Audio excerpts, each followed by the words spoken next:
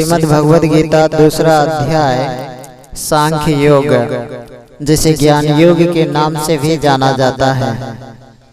संजय उवाच तम तथा कृपयाभीष्टम् अश्रुपूर्णाकुलेक्षणम् विषिदन्तमिदं वाक्यम् उवाच मधुसूदन। श्री भगवानुवाच कुतस्त्वा कस्ममिदं विस्मे समुपस्थितम् औनार्यजुष्टं स्वर्ग्यम् औकीर्तिं करम् अर्जुन। कलव्यमास्मः गमः पार्थ नैतद्वयुपपद्यते क्षुद्रं हृदय दौर्बल्यं त्यक्तोत्तिष्ठः परन्तपः। अर्जुन उवाच कथं भीष्मः संख्ये द्रोणं च मधुसूदन येषुभिः प्रतियोत्स्यामि पूजार्हः वरिसूदन।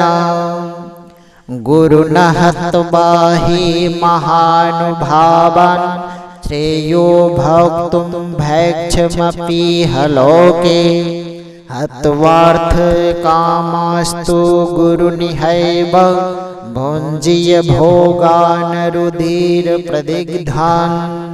नो चैतद्विद्मकतरन्यो गर्यो यद्वा जयेम यदि वा नो जयेयुः यानेव हत्वा नो विजीविषामस्तेव स्थिता प्रमुखे धार्तराष्ट्रः।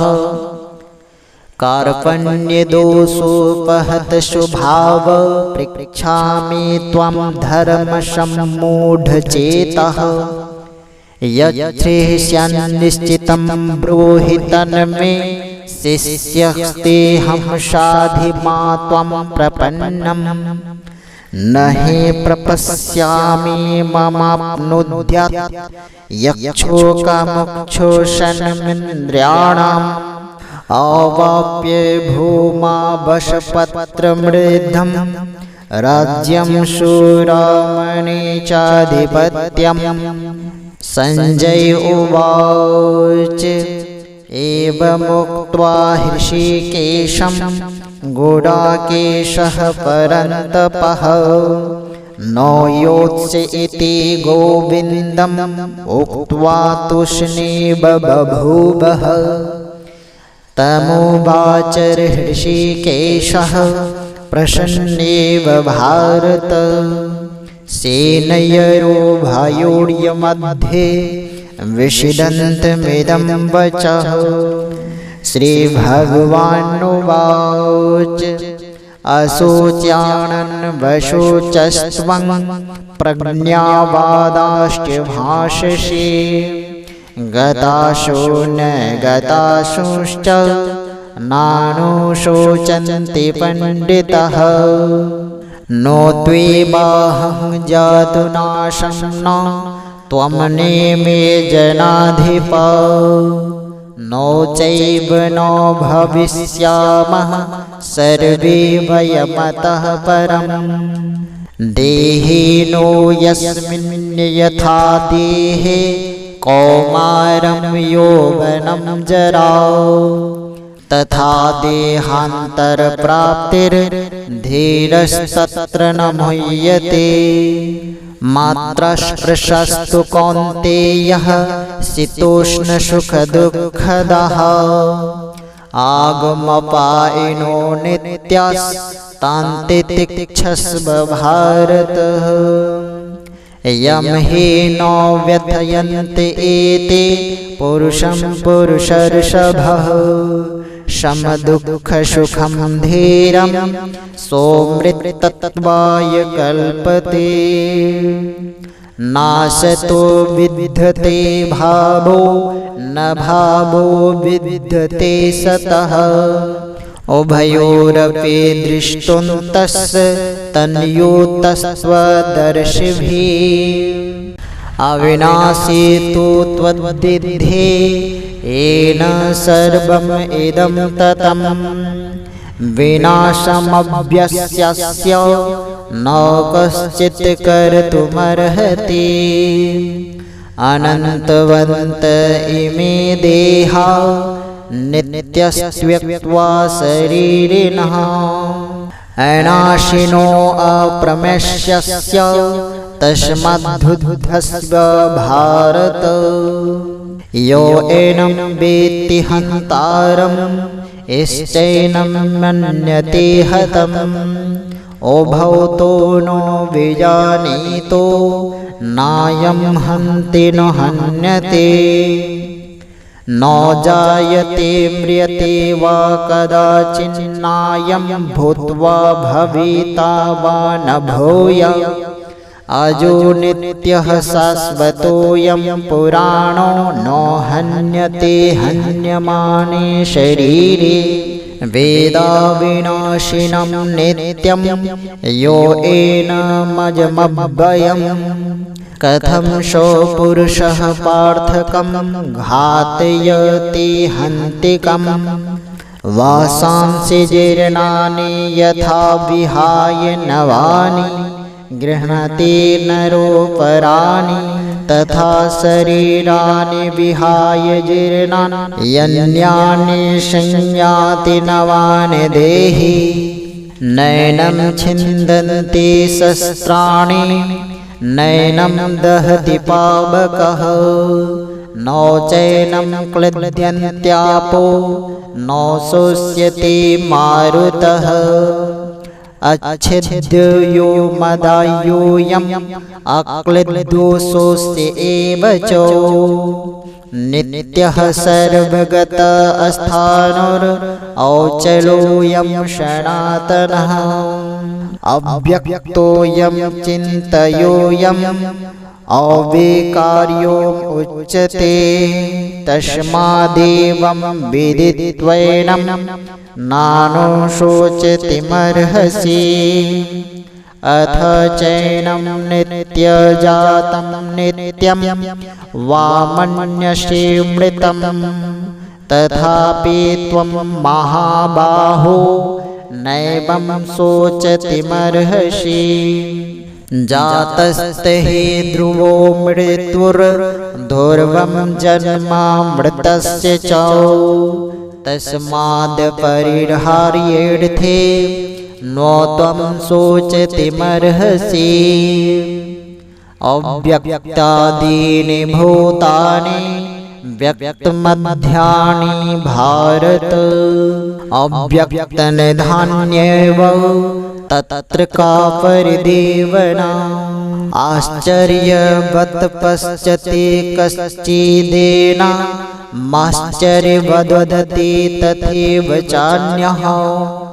आश्चर्यवच्चन्नमन्यशृणोति श्रुत्वापि एनं वेद न चैव कश्चितः देहे नित्यमवध्योऽयं देहे सर्वस्य भारतः तस्मात् सर्वाणि भूतानि न त्वं शोचतिमर्हसि स्वधर्ममपि चावेक्ष्य न विकम्पितुमर्हसि धर्म्याध्येयुध्याश्रेयोऽन्यत् क्षत्रियस्य न विद्यते योदृच्छया चोपपन्नं स्वर्गद्वारमवभृतं सुखिनः क्षत्रियः पार्थ लभन्ते युद्धमीदृशम् अथ चेतमिमं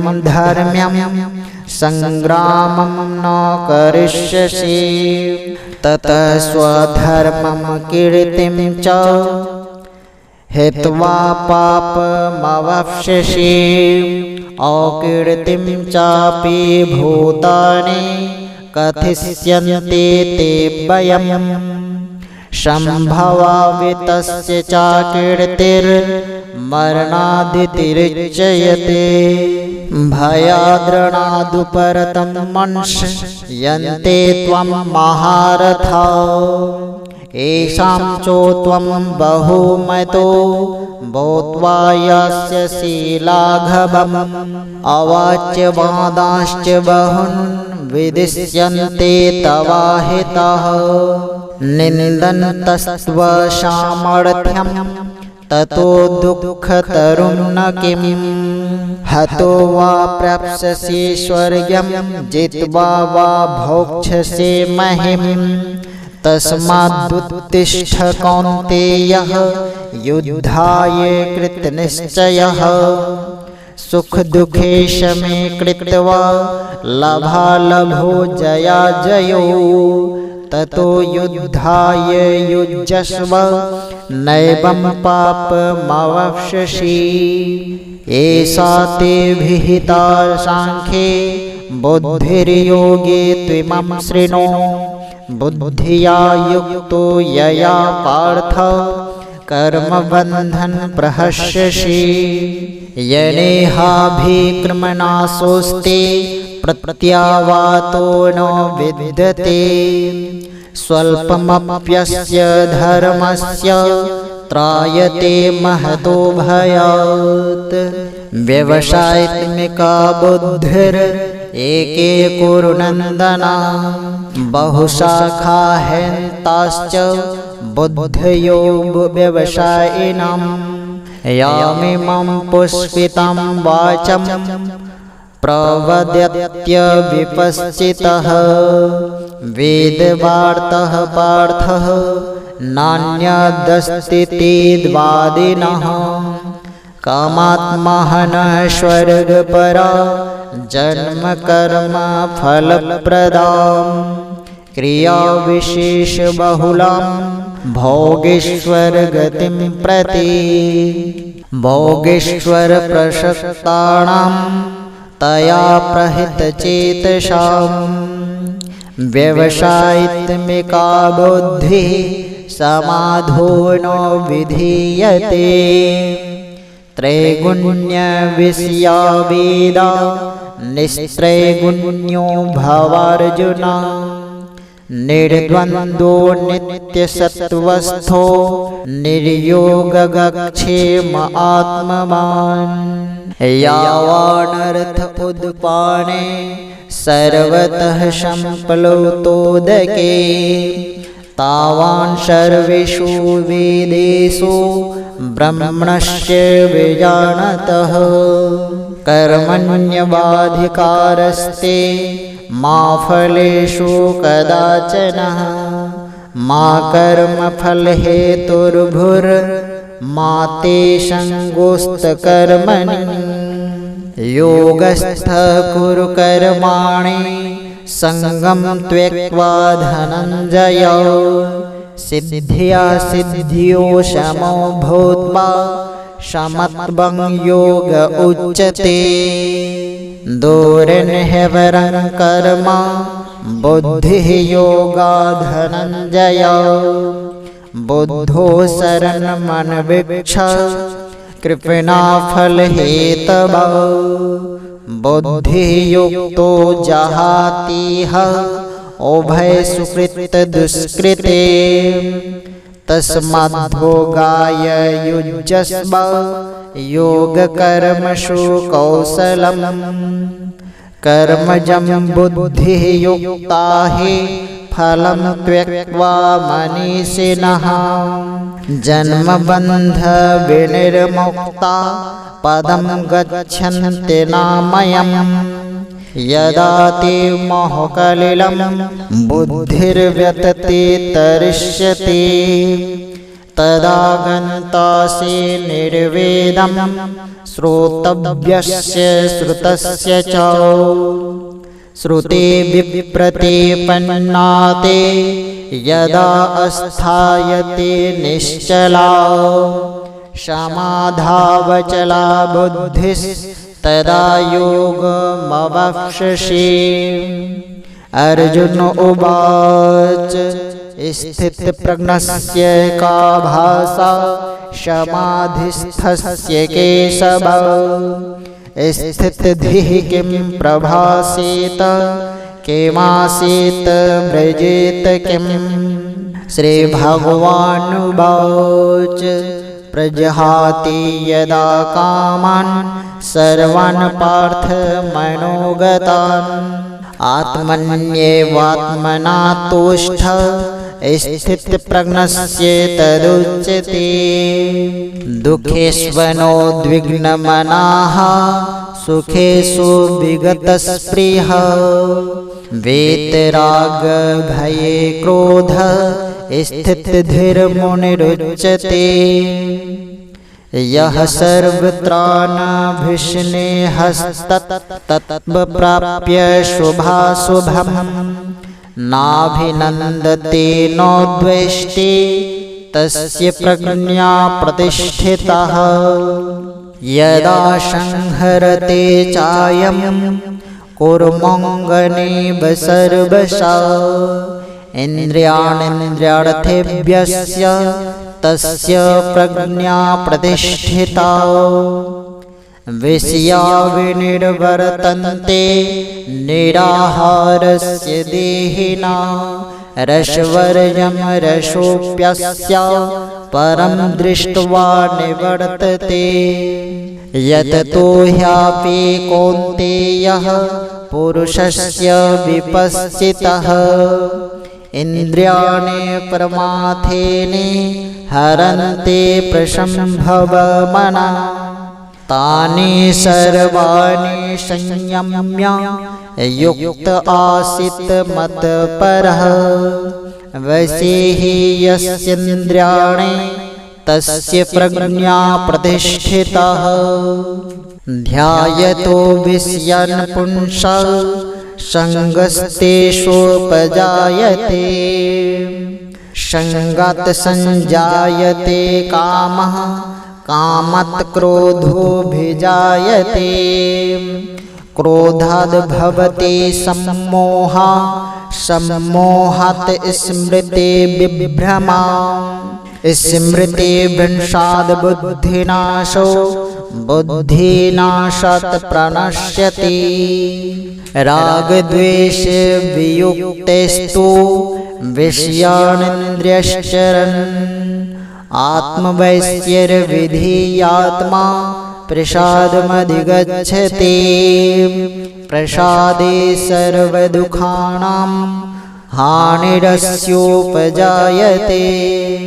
प्रसन्नचेतसो ह्यासो बुद्धिप्रियवतिष्ठते नास्ति बुद्धिर्युक्तस्य नाचायुक्तस्य भावना न चाभावयतः शान्तिर्शान्तस्य कुत सुखम् न चाभावयतः शान्तिर्शान्तस्य कुतः सुखम् इन्द्रियाणां हि चरतां यन्मनो नो विधीयते तदस्य हरति प्रज्ञां वायुर्नाममिवंभषि तस्मद्धस्य महाबाहो निगृहीतानि सर्वशः इन्द्रियाणीन्द्रियार्थेभ्यस्तस्य प्रज्ञा प्रतिष्ठिता